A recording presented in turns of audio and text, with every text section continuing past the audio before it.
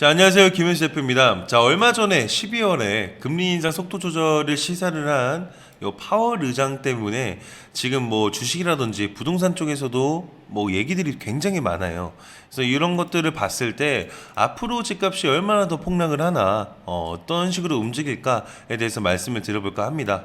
이 파월 발언에 환율이 넉 달 만에 지금 내려갔고요. 실제로 이 발언 한마디에 나스닥은 완전히 급등을 했죠. 근데 여러분들께서 잘 아셔야 되는 게 요거는 우리는 부동산 채널이니까 부동산에 대해서 얘기를 하자면 연준이 지금 얘기를 하는 건 우리가 자이언트 스텝 대신에 빅 스텝을 하겠다. 보폭을 좀 줄이겠다. 우리는 장기적으로 갈 거고 한동안 금리를 계속 올리다가 고압을 잡고 살짝 내려갈 때 요때는 이제 물가가 잡힌 상태니 너네들이 요거를 좀 예의주시를 해라. 이런 상태입니다. 그래서 이 실제로 보폭을 줄인다는 거는 부동산에 엄청나게 크게 영향보다는 앞으로 어떻게 되겠구나 이런 것들을 좀 보셔야 되는데 우리가 금리가 올라서 어떻게 됐죠? 이렇게 영끌족들이 성진 노동강도 속절없이 하락한다 이런 기사들 뿐만이 아니고 뭐 미분양 급증에다가 뭐 서울 아파트 매매 수급 지수가 거의 4년 만에 최저 기록을 했다. 이런 내용도 있고요. 실제로 금리가 계속 올라가는 바람에 영끌족은 진짜 이자 고통이 너무 크다. 실제로 영끌족은 웁니다. 뭐 이런 내용도 있고요. 실제로 요즘에 강남 같은 경우는 아파트의 경매건들도 굉장히 많이 나온다고 해요. 여기 이제 사업하시는 분들이 사업이 요즘에 잘 안 되다 보니까 강남 물건들이 좀 경매로 나오는 상황까지도 오고 있다. 이런 기사들도 있죠. 음마도 뭐 20억대를 붕괴를 했다. 그래서 또 살펴보니까 집이 51채 이상 갖고 계신 분들이 무려 1775명이다. 고강도 다주택 규제가 무색을 하다. 이런 내용들이 있습니다. 그래서 왜 이렇게 되었을까를 좀 살펴를 봐야겠죠. 갑자기 왜 이렇게 됐을까? 너무 변화가 심한 이런 세상을 살고 있는 것 같은데. 자, 첫 번째로는 코로나 시점에 이 미국 화폐 통화량을 보시자면 갑자기 돈을 막 찍어냈죠. 엄청나게 찍어냈습니다.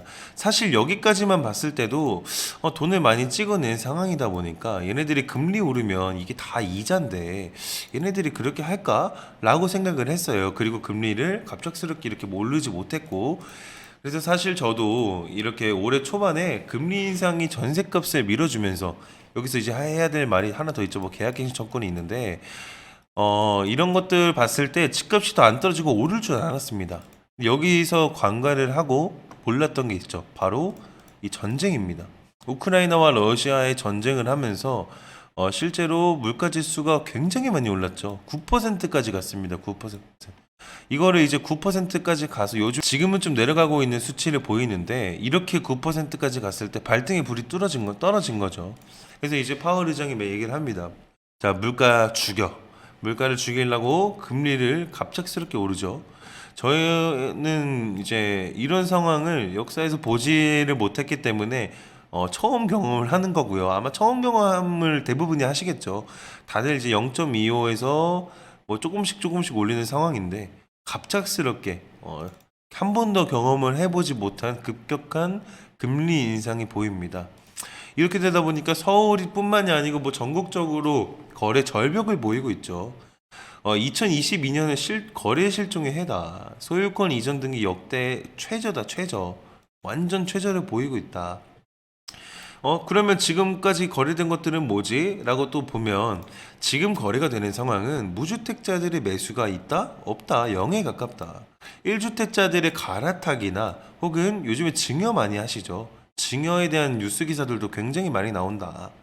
1주택자들이 갈아타기는 뭐냐면 우리가 뭐 6억이든 7억이든 분양을 받았는데 요게 15억이 됐습니다. 근데 좀 금매로 떨어지니까 한 12억이라고 치면 6억에 사신 분들은 6억에 양도세 비과세를 채워서 12억에 파시고 갈아타기를 하시는 거죠. 이런 경우들이 꽤 많다. 지금 오갱노노에 많이 왔다 갔다 하면서 얘기가 많은 곳 중에 하나인 고덕동의 고덕 그라시움입니다. 여기 이제 3일동역 바로 앞에 역세권에 위치를 하고 있는데 18억에도 거래가 되던 것들이 지금 13억, 뭐 12억에도 거래가 되고 있다 보니까 거품입니다, 거품. 너네 그럴 줄 알았다라고 하면서 뭐 조롱하신 분 계시고요. 이게 더 떨어져야 된다라고 하시는 분들도 계시고 그런 상태예요. 자, 여기 분양가를 살펴보자면 분양가가 6억대였습니다. 6억대. 정말 내가 완전 풀옵션에다가 발코니 확장까지 다 해서 7억이라고 치고 가정을 하면 내가 7억에 사서 14억에만 팔아도 7억만큼의 차익이 생기죠. 이걸 양도세 비과세를 해서 갈아타기를 보시는 분들이 굉장히 많다. 이 양도세 비과세를 통해서. 그래서 이런 경우들의 거래들이 많고, 혹은 여기도 보시겠지만 직거래가 있죠. 직거래거나 양도세 비과세의 혜택을 받으려는 그런 단지들에 있어서 거래가 된다. 그래서 좀 종합적으로 살펴보자면 직거래는 종종 이루어지고 있고 거래 자체는 굉장히 없다. 뭐 지금 사람들이 많이 관심 갖고 있는 게 뭐 영톤, 동탄, 송도 다 마찬가지로 분위기가 많이 올랐던 곳들은 금리에 갑자기 오르는 것과 더불어서 입주량이 많았죠.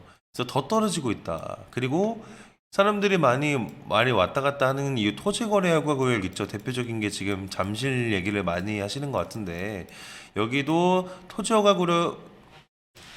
거래 허가 구역이다 보니까 우리가 2년 실거주를 해야 되다 보니까 지금 빠지고 있는 상황인 거고, 이게 만약에 빠지게 되면 아마 갭 투자를 생각을 하고 계신 분들이 좀 꽤 계실 거예요. 토지 거래가 허가 구역 되면 대치든 잠실이든 조금 하나 잡자.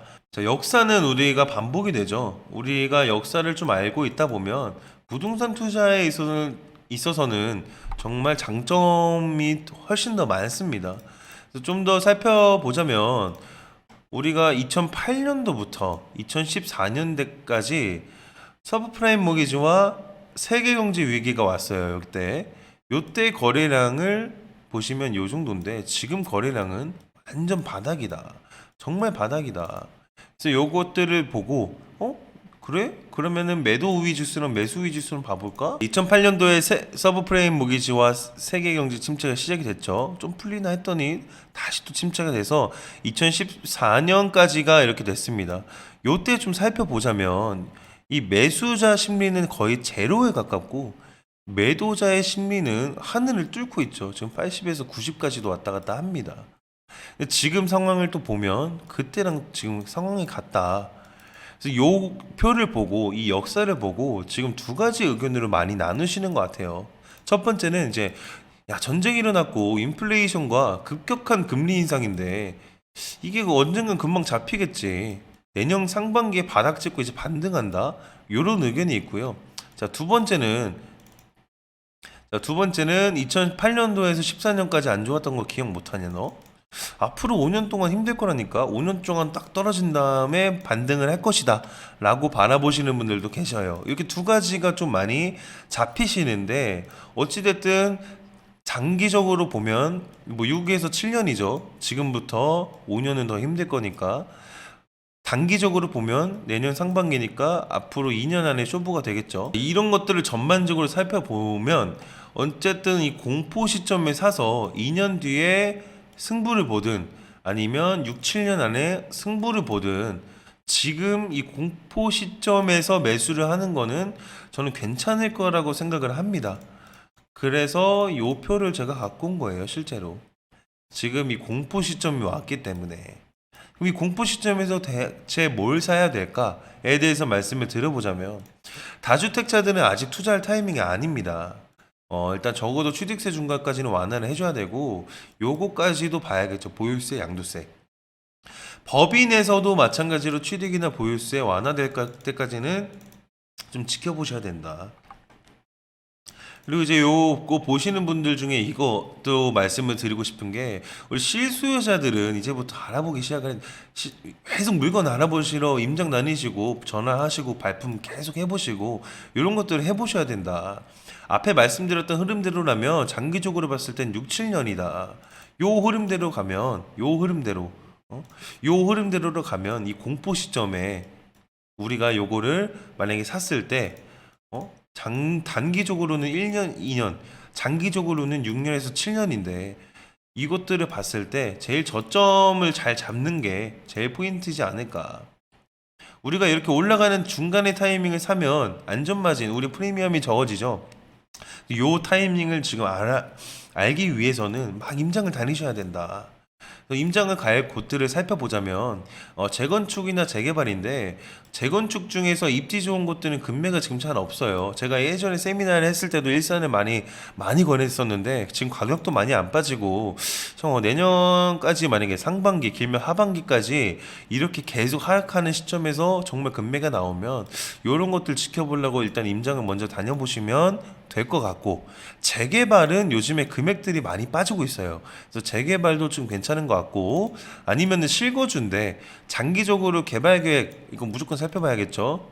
그리고 두 번째, 양질의 일자리. 이거는 그냥 제조업 말고 첨단이나 IT, 이 제조업은 안 된다. 사람들이 많이 몰릴 수밖에 없는 곳들을 여러분들께서 보셔야 됩니다. 예를 들어 뭐 송도도 있고요. 뭐 일산도 그랬던 이유죠. 어떻게 보면은 이제 도로 교통이 좋아지고 더 이상 배드타운이 아닐 수가 있고, 이런 것들을 봤을 때 양질의 일자리, 그리고 입주 물량을 체크를 해야겠죠. 입주 물량이 앞으로 향후 2024년 뭐 5년 요 사이에 입주 물량이 없는 것들을 살펴보면서 조정폭이 큰 곳들을 보면 된다. 아니면 좀 내년 상반기나 하반기까지 실거주도 지켜봐도 되는데 요때 갑자기 반등할 수 있는 리스크가 있잖아요. 내가 봤던 금액보다 조금 더 오를 수가 있으니까 내년까지 기다리기보다는 지금 금매에서 깎자. 10억짜리가 만약에 6억까지 떨어졌다. 사장님 제가 오늘 할게요. 5억 4천 가능하실까요? 이렇게 한번 보자.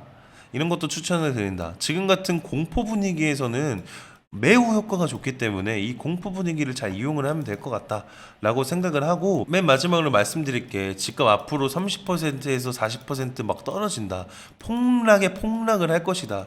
요런 의견은 사실 아니라고 생각을 하고, 이 두 가지에서 조금 생각을 하셔야 된다고 생각을 합니다. 그래서 이렇게 공포 분위기가 왔을 때 여러분들께서 상급지를 갈아탄다든지 내가 정말 살고 싶었던 집에 좋은 매물들이 나온 금매가 있는 건지 한번 살펴보시고 계속 두들겨 보시는 것들도 나쁘지 않을 것 같다라고 생각을 합니다.